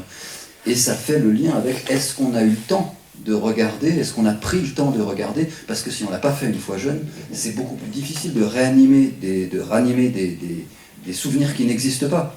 Quelqu'un qui est allé à la pêche avec son oncle, qui est allé cueillir des plantes avec sa grand-mère, qui est allé jardiner avec son grand-père, on peut les titiller et leur faire réémerger des souvenirs, et donc avoir un point d'accroche, un point d'entrée. Quelqu'un qui n'a jamais eu aucun rapport, c'est difficile en fait de réveiller ça, parce que ça n'existe pas et ça n'a pas de signification réelle. Donc comment est-ce que l'observation des autres, sur leur manière à résoudre les problèmes, par exemple, peut être mis en perspective en dehors du champ de la recherche, puisque c'est par là que part le biomimétisme, que passe le biomimétisme actuel, bien que dans l'histoire de l'humanité, on a toujours copié ce qui se passait, on a toujours copié des modèles existants et des modèles vivants pour en tirer des bénéfices et favoriser notre bien-être, notre qualité de vie, notre protection, notre alimentation, dans les systèmes agricoles, etc. Et maintenant, c'est devenu une modalité de source d'exemples, de modèles, pour pouvoir en extraire une extrapolation économique notamment, parce que c'est par là que ça passe. On ne construit pas forcément des éoliennes, des hydroliennes en forme de queue de requin pour être simplement plus performant. Il y a aussi la volonté derrière de pouvoir vendre des produits. Mais c'est pour ça que c'est très paradoxal et même dichotomique, parce qu'on a aussi des éléments qui sont intéressants dans la diminution des coûts énergétiques mis en jeu. Le fameux Shinkansen, là, le TGV japonais, reproduit le bec d'un martin-pêcheur. Parce que le martin-pêcheur, si vous le regardez quand il plonge dans l'eau, en fait il émet presque aucune goutte. Son bec est tellement bien profilé et il est tellement dans le prolongement de la tête qu'il arrive à produire presque pas d'éclaboussures et donc limiter l'appréhension des proies et être beaucoup plus efficace. Et ça, on en a plein. Ça peut aller de la rugosité des nageoires de baleines à bosse qui commencent à être installées sur les pales des éoliennes, et on a des réductions de 20 à 30%. Donc même dans l'ultra haute technologie, on peut aller y chercher des phénomènes de biomimétisme qui sont particulièrement pertinents. Le plus connu étant un des plus basiques, ce fameux ingénieur suisse qui est rentré et qui a été pendant quelques heures à enlever les fruits de bardane qui étaient accrochés sur son chien. Donc la bardane, c'est une petite astère assez classique qui pousse dans les haies et qui ressemble un petit peu à un chardon, grosso modo le capitule, et qui est fait avec des petits crochets sur le capitule. Les bractées en fait sont en forme de petits crochets. Et ces petits crochets s'accrochaient sur le velours des poils. Et donc il a inventé ce système d'accroche hyper rapide qu'on appelle le velours crochet, qui a été simplifié en velcro. Donc voilà, on a plein de modalités qu'on peut regarder, desquelles on peut s'inspirer pour réduire notre impact tout en augmentant ou en rétablissant une forme de qualité de vie, une forme d'entraide, une forme de partage avec, encore une fois, les humains et les non-humains. Oui, non, je vais rebondir sur cet exemple parce que je trouve qu'il est assez éclairant dans l'exemple que tu as donné. Alors je ne sais pas si cette personne réfléchissait déjà à ce problème avant, mais on voit bien qu'il a trouvé une solution, une réponse, une façon créative finalement, en faisant quelque chose qui n'a rien à voir avec le problème en question. Je ne sais pas si vous voyez ce que je veux dire. C'est-à-dire que c'est juste dans le quotidien d'être avec son chien et de passer du temps avec lui, qu'il a trouvé une idée, quelque chose qu'il a tiré, qu'il a ensuite utilisé ailleurs, quoi. Et peut-être que c'est pour faire le lien, je vais faire le lien avec les évolutions de société en cours, où dans cette idée de maîtriser, dominer la nature, on est beaucoup dans le faire. On fait des choses, on veut résoudre des problèmes, etc., etc. Alors qu'en se demandant qui on est, qu'est-ce qu'on veut être, et être en lien avec la nature, en fait, cette boucle de perception-action qui est une manifestation du vivant, si on est dans un environnement je vais le dire simplement, détraqué, forcément notre boucle perception-action va être détraquée et nous on va avoir des idées un peu cheloues, pour le dire simplement. Donc c'est là où l'exposition à la nature, le fait d'être avec la nature, pas seulement comme un décor, mais juste d'être là, alors ce que d'autres vont aussi, il y a peut-être la méditation ou d'autres choses, mais juste d'être dans la nature, et une nature qui ressemble le plus à la nature, ça c'est vraiment chouette. Parce que selon les forêts, on voit très bien que ça a été planté il y a quelques temps et que c'est pas tout à fait la nature, donc on le sait en fait, c'est comme si on avait ce programme à l'intérieur de nous qui nous dit mais en fait on est au bon endroit, on n'est pas au bon endroit en fait. Et voilà, c'était juste, je trouvais assez illustratif finalement de peut-être aussi ce changement de posture qui est peut-être en train de s'opérer, ou en tout cas qui serait une façon d'orienter les évolutions qui vont se faire. Hein. Quoi qu'on fasse, qu'il y ait cette table ronde ou pas, les évolutions, ça avance. C'est juste après que ça soit passé qu'on nomme l'époque dans laquelle on était, quoi. C'est un peu, ça arrive à chaque fois. Et c'est vraiment cette question du couple perception-action qui est hyper important. Et donc c'est pas juste une question de capter de l'information pour pouvoir l'utiliser ailleurs. C'est pas juste une question de traiter de l'information, mais c'est qu'il y a un sens qui émerge. Et c'est pas juste une question d'acquérir des informations dans un domaine, mais c'est juste le fait d'être qui est une façon d'apprendre et de créer un chemin différent. Je sais pas si vous voyez ce que je veux dire. Donc la manière exactement, j'ai pas encore assez utilisé l'IA et je connais pas assez pour voir, mais ça me semble être comme des références en fait pour voir est-ce que la manière dont on utilise n'importe quel outil, hein, dont ce qu'on appelle l'IA aujourd'hui, participe ou pas au fait de prendre soin de la vie, quoi. Voilà. Alors, pour commencer à conclure, aujourd'hui, comme on l'a dit au démarrage, on a une créativité absolument incroyable et infinie. Et on peut aussi essayer de se demander comment on veut dessiner le futur, à quel récit on veut croire, qu'est-ce qu'on veut construire dans le futur, et finalement quelles histoires on voudrait raconter aux générations futures sur la manière dont on s'est comporté, sur ce qu'on a fait aujourd'hui. Et Hugues, tu nous disais au préalable de cette conférence que finalement, aujourd'hui, on a tous les moyens de vivre dans un monde vraiment paradisiaque. On peut se partager le travail, on peut partager les ressources, on a des connaissances qu'on peut partager au monde entier avec Wikipédia par exemple. Enfin, voilà, il y a vraiment toutes les conditions qu'on pourrait en fait déjà avoir réunies pour créer ce monde paradisiaque. Et avec aussi des questions de mutualiser justement, de coopérer, comme on l'a dit tout à l'heure. Donc si j'en reviens à la question justement, aujourd'hui, quels seraient les récits qu'on pourrait mettre en œuvre pour utiliser notre intelligence au service du vivant. Voilà, la question s'arrête là. Qui veut démarrer ? J'ai réfléchi pendant qu'elle posait la question, du coup, parce que j'ai pas spécialement préparé. Il y a deux choses qui me viennent avec les deux parties de ta question. Donc, il y a une première partie sur les récits de manière générale. En fait, il y a déjà beaucoup de récits qui ont été proposés dans l'histoire de l'humanité. Tous les mythes grecs ou même du christianisme, etc., qui sont en fait une façon de parler de l'être humain et de ses travers. Donc, ça a l'air de rien, mais en fait, de plus en plus, je trouve que c'est assez riche pour capter les évolutions qu'on est en train par lesquelles nous sommes en train de passer. Et ensuite, sur qu'est-ce que... Je sais pas si c'est un récit que je raconterai, mais peut-être c'est juste... je vais me mettre à la place de moi dans mon village. Qu'est-ce qui se passerait? Alors demain, hop, c'est un nouveau jour. Qu'est-ce qui s'est passé? Et donc ce serait peut-être ce que je raconterai à des petits-enfants. Et donc c'est empreint de représentation d'aujourd'hui, hein, forcément, mais je me dirais que y aurait une épicerie autogérée dans mon village, et donc on s'occuperait nous-mêmes en fait d'aller acheter auprès de certains fournisseurs qu'on connaîtrait, on saurait la manière dont ils produisent tel légume ou telle chose. Et on aurait de fait des bons produits sans avoir à payer hyper cher dans un petit village. Donc, ça existe déjà, hein, des épiceries autogérées. c'est assez simple a priori à mettre en œuvre, mais ça peut prendre un peu de temps. Et on aurait beaucoup plus de temps libre que ce qu'on a aujourd'hui pour avoir cette capacité, cette sorte de réservoir à pouvoir penser autrement que ce qui est déjà prescrit.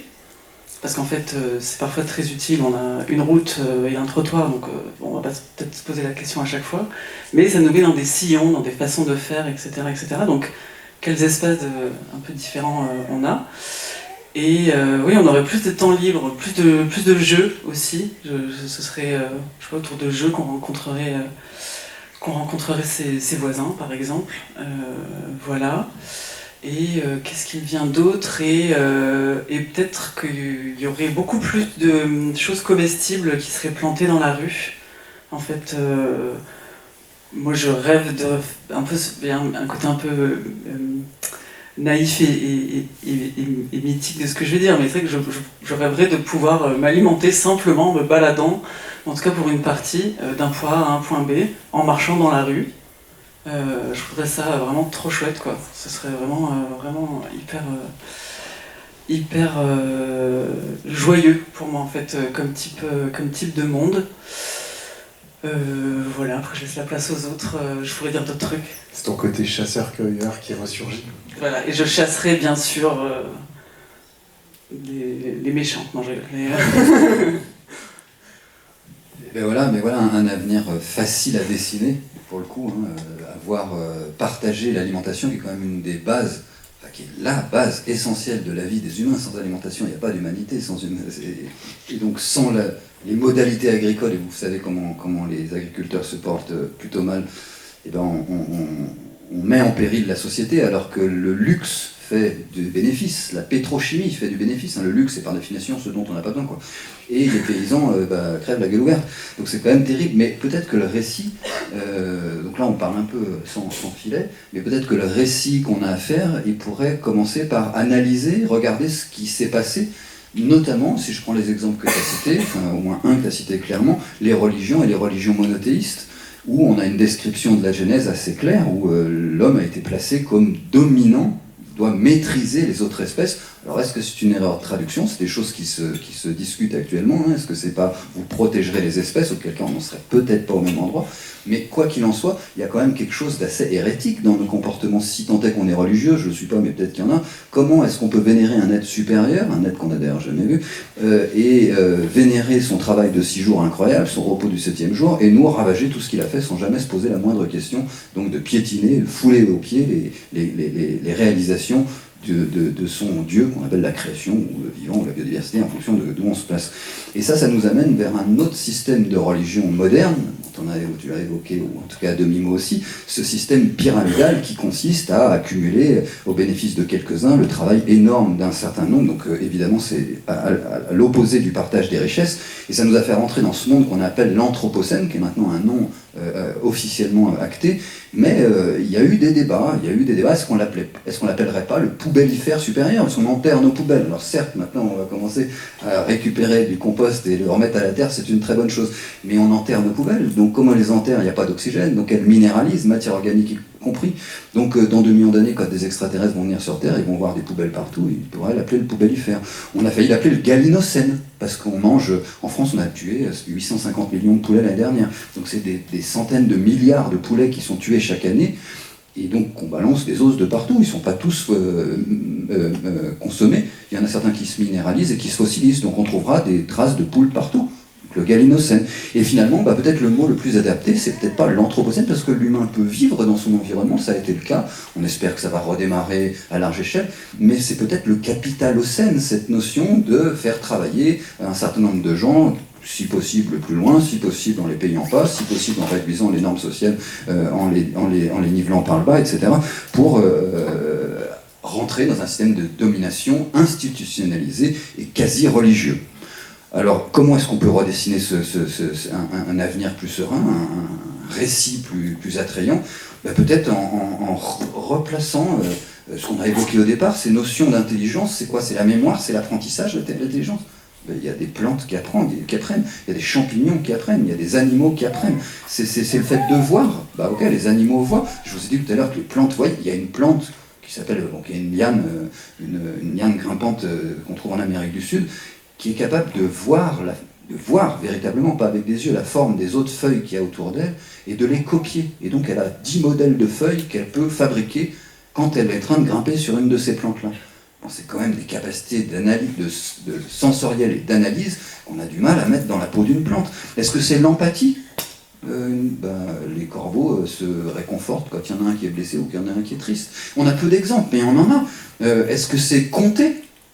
1, 2, 3, 4, ou faire des calculs, soustraire. Là encore, les corvidés, les corbeaux, les corneilles, savent compter au moins jusqu'à 5 et peuvent soustraire 1, 2, 3, 4 à 5. Si vous faites rentrer 5 personnes dans une maison remplie de nourriture, les corbeaux ne vont pas aller manger parce qu'ils savent qu'il y a des gens dedans. Si vous en faites sortir 1, 2, 3, 4, ils n'y vont pas. Au moment où le 5e sort, il y va. Et ça, vous pouvez mélanger les systèmes de calcul. Donc ils savent compter, ils savent calculer. Est-ce que c'est la communication avec le langage ? Le langage, ça sous-entend d'avoir une langue. Il y a des animaux chanteurs, comme les criquets ou comme les crapauds, qui ne chantent pas avec leur langue. Les crapauds ont une langue, les crapauds et les grenouilles ne chantent pas avec leur langue, ils chantent avec leur cage thoracique qui a des mouvements et qui expulse du son sans une modulation linguistique qui nous donne cette finesse dans les termes et dans les manières de construire ces phrases là qu'on a. Et on appelle ça souvent des proto-langages, des proto-cultures, parce que c'est un peu différent de nous, c'est pas de la culture. Ils dessinent pas des tableaux, ils n'ont pas un langage ils n'ont pas des multiples langages ultra complexes comme nous, au regard des connaissances actuelles. Et donc là encore, un peu d'humilité, parce qu'on n'est pas tout à fait sûr de ces choses-là. Et donc je vais finir par ça. Qu'est-ce que c'est ? Comment est-ce qu'on pourrait redéfinir un futur enviable, un récit attrayant ? Peut-être en se rappelant qu'on a, je ne sais pas ce qui distingue les animaux des humains en réalité, mais peut-être c'est cette capacité qu'on a à analyser les choses, à prendre du recul et surtout à choisir collectivement autre chose, une autre voie, en notre âme et conscience.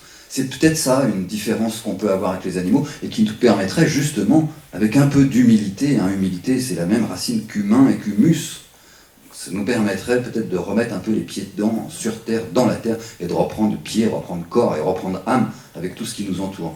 Parce que simplement sans ça, ça ne durera pas très longtemps.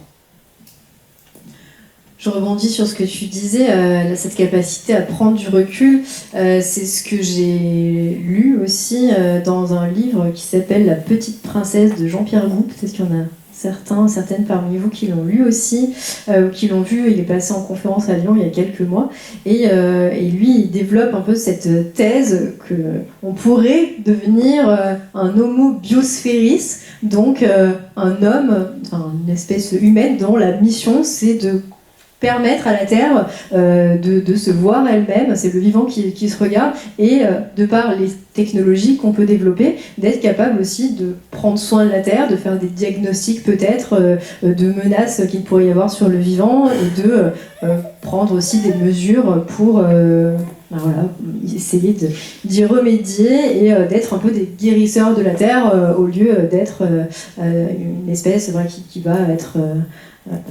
créer ce poubellocène, exploiter les ressources, créer cette anthropocène, etc. Est-ce que vous avez quelque chose à compléter, à ajouter par rapport à justement ce nouveau récit de créer un homme au service de la Terre ? Ça me fait penser, cet été j'étais aux Rencontres nationales de la permaculture, et donc c'est comme si on crée un petit village pendant quelques jours où en fait on s'autogère, on s'autogouverne pendant ce moment-là.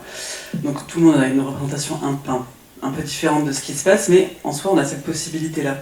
Et en fait, c'est la parfaite occasion de se regarder en train de faire. On peut le faire tout le temps, mais vu que là c'est une échelle plus petite, comme on disait tout à l'heure, il y a 300 personnes, quelque chose comme ça. Et en fait on s'est posé la question à un moment donné, parce qu'il y a eu un incident, de la sécurité des enfants sur le site. Donc, tout de suite on pense à une sécurité physique, mais de manière générale finalement, c'est aussi la sécurité émotionnelle, etc. Et en fait, juste la manière de nous comporter montre la manière dont on a conscience de certaines choses ou pas. Et je trouve ça très intéressant qu'il se soit passé ça. Et donc, en écho à ce que disait Hugues, peut-être que j'aimerais bien aussi dans ce monde de hop, demain je me réveille, il est différent là, dans mon village. En soi, pour l'instant, il n'y a pas de système spécial dans mon village où on prend soin de la sécurité des enfants, par exemple. Donc, on pourrait se dire, dans cette idée de tout ce que je dis s'inscrit dans l'éthique de la permaculture, prendre soin des humains, prendre soin de la terre et partager équitablement, mettre en place un système qui soit plus collectif, et donc on peut du coup se regarder en train d'évoluer. Ça peut être aussi, j'avais proposé ça des fois dans des processus de participation en urbanisme, après une enquête, du coup, de créer une petite scène de théâtre. Il y a une pièce de théâtre d'ailleurs qui se joue ce soir. En fait, on se regarde être en tant que village, en fait, être en tant qu'organisme, en fait. Et je pense que ces occasions-là, on les a peut-être pas souvent, et ça peut prendre plein de formes, pas forcément un conseil municipal ou autre, mais ça peut être d'autres formes qui peuvent le mettre en place.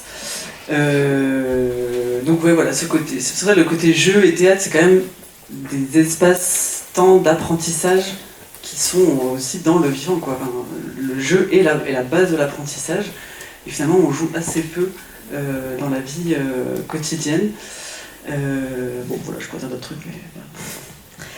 Est-ce que Mehdi, toi, tu veux nous donner un aperçu peut-être de comment tu vois En fait, je trouve que ce que vous avez dit tous les trois, pour conclure, est vraiment très beau, et j'aurais pas forcément grand-chose à apporter de plus, donc je préfère m'arrêter là, et qu'on échange, qu'on discute. Elle est où Lia? Non, il y a juste un point sur lequel je voudrais réagir, c'est que tu as parlé en présentant l'homo biosphéris, comment l'homme pourrait être au service de la nature, et ça me dérange pas sur le fond, sauf que si, du coup je réagis, je participe au débat, avec un peu de recul, au service, ça sous-entend quoi? Une hiérarchisation, un lien de subordination, et du coup on se retrouve dans une position, c'est-à-dire on se met en dessous après avoir été au-dessus. Et est-ce que finalement, c'est pas au travers, par et surtout avec la nature, avec le vivant, avec les autres? Voilà, c'est de la sémantique, hein, c'est parce que je sais qu'on est d'accord, mais c'est juste que souvent les mots et la formalisation des choses, ou la formulation des choses plutôt, dirigent, orientent les idées, et même si entre nous il n'y avait pas de servitude, lien de servitude, est-ce que si on prend le mot au service, on va le faire émerger? Donc c'est juste pour dire, peut-être qu'il faudra, c'est toujours délicat, je ne sais même pas comment commencer ces phrases, mais peut-être que ce serait intéressant de bien réfléchir aussi aux termes qu'on va utiliser, à leur étymologie et à la manière dont ils vont porter des comportements et des situations derrière. C'est pour ça que souvent on utilise un seul terme pour parler d'une réalité, mais je vous invite toujours à utiliser d'autres termes en fait autour qui sont connexes, qui sont juste une facette. Mais sinon, le piège, c'est de délibérément choisir juste une façon de voir la situation. Et donc, souvent, on risque de ne pas capter, de bien se coupler à notre environnement. Parce que n'oublions pas que en fait, le réel, on n'y accède jamais.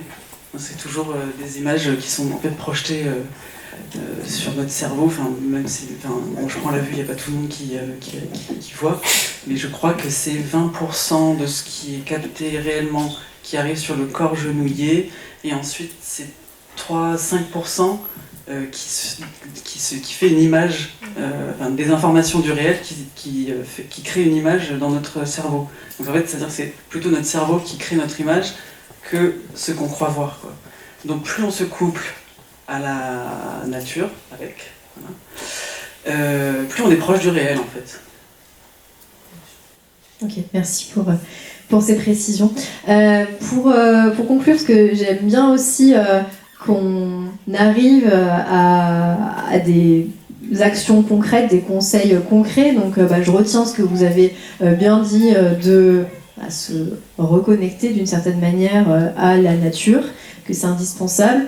Peut-être Mehdi, toi, est-ce que tu aurais 2-3 clés très rapidement à partager justement aux personnes ici présentes, peut-être sur le volet de numérique, de l'IA, de l'attention Bon, alors peut-être ne pas surestimer nos capacités à faire face à une multiplicité des sollicitations et ne pas chercher à être uniquement dans la solution individuelle de je vais moi résoudre tout, je vais penser juste à mon intérêt, mais repenser plus le collectif, essayer vraiment de passer du temps à écouter l'autre, construire des choses ensemble. Et je pense qu'on a vraiment cette capacité humaine, ça a été souligné, très forte de pouvoir collaborer, construire des choses ensemble. Montrer de l'empathie pour les autres, même quand on croit qu'ils font partie d'un autre groupe social, ethnique, on a plein de choses à apprendre les uns des autres, et pour moi c'est essentiel. Un dernier message à faire passer avant qu'on passe aux questions ? La diversité, hein, c'est de ça dont on est en train de parler, et peut-être laisser de la place, pas toujours vouloir faire, peut-être laisser faire un certain nombre de choses, et surtout ralentir, et puis finalement se remettre pas que à regarder mais à voir, pas que à entendre mais à écouter, à sentir, à ressentir. Et la vie sauvage, elle a besoin d'espace et de temps. Et c'est ça qu'il nous faut, c'est partager le territoire, les ressources dans l'espace et dans le temps. Et il y a donc je vais paraphraser le titre d'un film sorti il n'y a pas longtemps, il y a quelques mois là-dessus, sur ce sujet-là. Le seul moyen en fait de maintenir la vie sauvage sur Terre, c'est de la mettre à l'abri des activités humaines. Ça ne veut pas dire que l'humain n'y a pas sa place, l'humain est un vivant, donc il en fait partie, mais si on cultive, si on pêche, si on chasse, si on exploite, si on laboure, si on choisit quelque chose, ça n'est plus de la nature, c'est une nature humaine, et ça s'appelle du jardinage, de l'agriculture, ça a tout un tas de vertus, mais ça n'est pas de la nature. Et du coup, ça ne veut pas dire mettre sous cloche la nature, mais ça veut dire la laisser faire ce qu'elle doit faire. Et là, les exemples sont légion sur tous, on aime bien la nature, mais ça par contre, les orties ou les ronces, ou ceci, ou cela, moi j'aime pas bien. Et en réalité, ça fait partie d'un certain nombre de processus qui, si on les laisse faire, rétablissent des fonctionnalités bien plus efficacement que tout ce que, pour les ingénieurs du génie écologique, pourraient inventer. Dernier mot. Oui, c'est en lien avec notre capacité d'évolution. En fait, on évolue, que ce soit nous ou le reste du vivant, quand il y a un manque de congruence entre les conditions de vie qui évoluent et les pratiques ou les comportements qu'on a développés face à ces conditions de vie. En gros, donc on voit qu'il y a un sorte de bug finalement entre on a adopté telle stratégie, je sais pas moi, les oiseaux avaient l'habitude d'aller à tel endroit pour trouver à manger, ils y vont et ils n'ont plus à manger, donc ils sont obligés de changer quelque chose par exemple. Donc pour nous c'est pareil, donc c'est-à-dire c'est toujours une tension qui nous amène à changer, à évoluer. Et donc c'est ce manque de congruence-là, je vous invite à y être à l'écoute, et à l'écouter aussi chez les autres, parce que c'est ça qui est la base, en fait, l'origine du changement. C'est quand il n'y a plus cette congruence entre vos conditions de vie, vos pratiques, etc., et le monde qui est en train de changer autour de vous. Et donc c'est cette tension, en fait, qui va nous amener à changer, à évoluer, et ça peut s'exprimer de plein de façons, cette tension aussi. Alors il reste très peu de temps, alors je vous propose qu'on prenne une ou deux questions, sachant qu'après on pourra se retrouver juste à côté dans la salle polyvalente pour continuer à échanger. Alors est-ce que, voilà, il y a une question ici, on va faire passer un micro.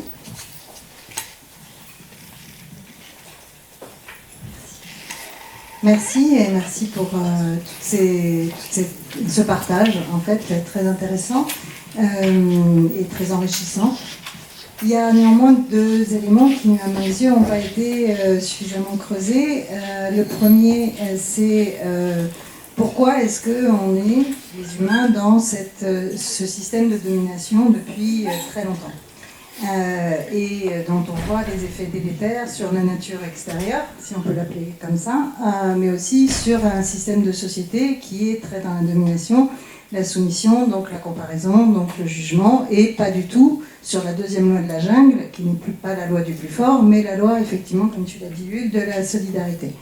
Et moi, je pense que c'est très lié à une autre intelligence qui n'a pas été mentionnée, c'est-à-dire l'intelligence émotionnelle, et dans laquelle il y a l'amour de soi. Et je crois que quand on devient dominant, c'est pas parce qu'on se pense, on se croit supérieur et on croit qu'on aura de la valeur que si on prend l'ascendant sur des êtres qui sont considérés comme inférieurs, que ce soit socialement ou que ce soit les animaux non humains. Et moi, je crois qu'une des clés, elle viendrait de là, c'est-à-dire qu'on apprenne toutes et tous à s'aimer d'abord nous-mêmes, parce que si on s'aime, on ne veut pas faire du mal. Enfin, moi, je suis absolument persuadée de ça. À partir du moment où on a de l'amour de soi, eh ben, on n'a pas besoin de prouver sa supériorité, on n'a pas besoin de détruire, on n'a pas besoin de nuire, on n'a pas besoin de plus d'argent, on n'a pas besoin de surconsommer, on a juste besoin d'être et d'apporter une contribution positive. Et la deuxième intelligence qui a été mentionnée un peu, et merci Mehdi parce que c'était surtout sur la fin, mais sur laquelle je pense qu'il serait intéressant d'insister, c'est l'intelligence collective qui ne se fait pas du tout d'un claquement de doigts parce que ça se base sur des choses qui sont tout à fait différentes. L'horizontalité, l'équité, le partage de la créativité et de toutes les intelligences. Donc ça suppose des règles et ça suppose la mise en avant de valeurs. Et pour moi, la valeur clé, c'est est-ce que effectivement on a envie de protéger plutôt que de dominer. Et en fait, je trouve ça un peu dommage enfin, moi je suis très dans les milieux écologiques de Lyon et merci Clem et puis plein d'autres acteurs et actrices ici de tout ce qui se passe, mais on ne parle pas assez de ça. En fait, c'est qu'est-ce qu'on a envie d'être comme être humain, que tu disais Maëva aussi comme humanité, mais chacun et chacune d'entre nous, qui on a envie d'être? Est-ce qu'on a envie d'être quelqu'un qui contribue? Est-ce qu'on a envie d'être quelqu'un qui protège? Est-ce qu'on a envie d'être quelqu'un qui, du coup, en ce moment, défend? Ou est-ce qu'on a envie de penser que à nous et à la supériorité supposée qu'on peut avoir par rapport aux autres? Alors, je ne sais pas s'il y a vraiment une question par rapport à ça, parce que c'est un complément. Mais voilà, j'avais envie d'apporter ça. Mais merci en tout cas. Ça me fait juste penser, il y a des conditions favorables et défavorables à l'altruisme. Et ça me fait penser à ça, ce que vous dites, alors même si c'est pas de l'altruisme dont vous avez parlé, mais et en fait on n'est pas du tout dans des conditions favorables à l'altruisme, hein, voilà, c'est pour ça qu'on a autant de comportements pas altruistes. Donc qui sont les conditions défavorables, c'est l'anonymat, c'est le fait qu'il n'y ait pas de rétroaction quand on est égoïste, etc., etc. Et on est en plein dans toutes ces conditions-là. Donc en fait, ça nous repositionne sur le fait de, c'est pas juste à moi, nous, les individus, à changer, mais c'est quel est le contexte qu'on se donne et qu'on décide et les deux vont ensemble, quoi. Et pour pouvoir retrouver un pouvoir d'action. Donc on devrait effectivement tous se partager ça et je le mettrai dans les ressources complémentaires. Okay. Ça me fait penser justement ce que j'ai lu très récemment, c'est que là, dans justement un peu ces considérations écologiques, on passe un peu de quand on veut, on peut, à quand on peut, on veut, justement. Et c'est si on a toutes les conditions qui sont réunies pour avoir une société qui soit plus en accord avec les limites planétaires, le vivant, le prendre soin au sens large, on va plus être enclin à le faire que si ces conditions ne sont absolument pas réunies. Donc voilà, quand on peut, on veut. Ce qui peut être à double tranchant, parce que quand on peut s'acheter un smartphone, on se met à vouloir s'acheter un smartphone, donc ça peut être tourné dans le mauvais sens. Et c'est d'ailleurs le travers dans lequel on est tombé. On fait tout ça, pas parce que c'est bien, pas parce qu'on le veut, mais parce qu'on le peut. Souvent, il y a beaucoup de choses qu'on fait parce qu'on le peut techniquement.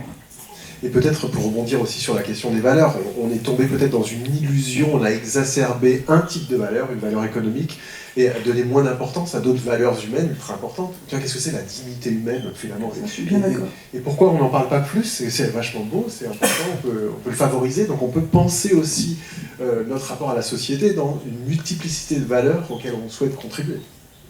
Parce qu'au-delà du mépris des autres espèces, le mépris de notre propre espèce, quand même, nous interroge même sur la validité de notre espèce en tant qu'espèce vivante, quoi. Dans la mesure où un enfant meurt de faim toutes les 2 secondes sur la Terre en 2020, ça pose quand même un sérieux problème de respect de nos congénères. Sur ce mot de la fin, je vous propose, malheureusement, voilà, on pourrait, je pense, avoir énormément de questions, mais je vous propose juste après de nous retrouver à côté. Donc Mehdi pourra dédicacer son livre, voilà, qui est sorti cette année, donc pour une nouvelle culture de l'attention. Je fais vite parce que je sais qu'il y a des personnes qui ont d'autres animations, d'autres conférences ou ateliers après. Je tiens vraiment à vous remercier tous les 3 d'être venus aujourd'hui, parfois de loin.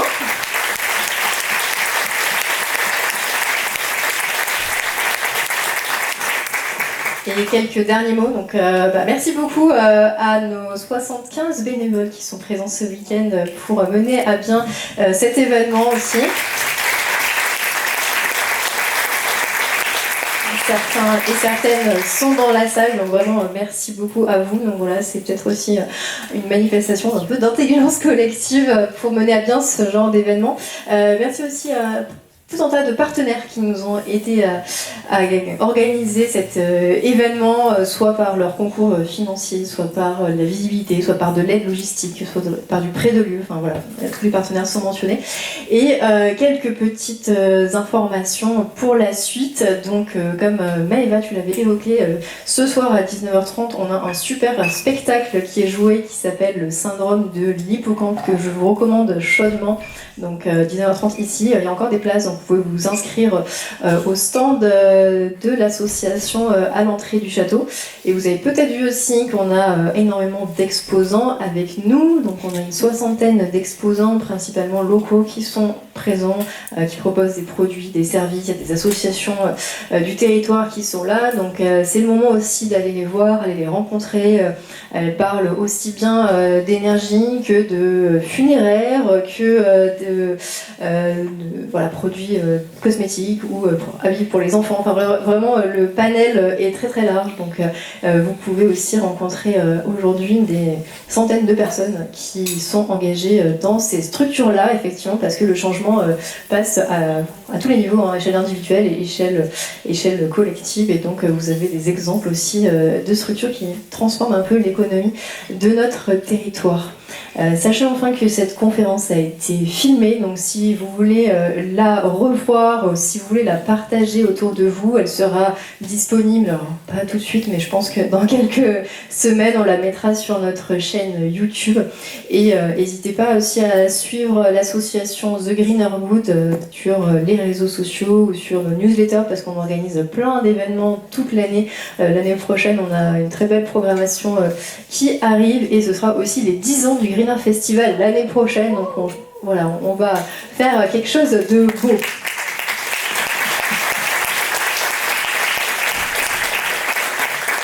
Merci beaucoup et merci à toi parce que personne ne t'a remercié. C'est pas un job super facile de se retrouver au milieu de 3 personnes. Bravo. Merci. On sera donc ravis de discuter juste à côté.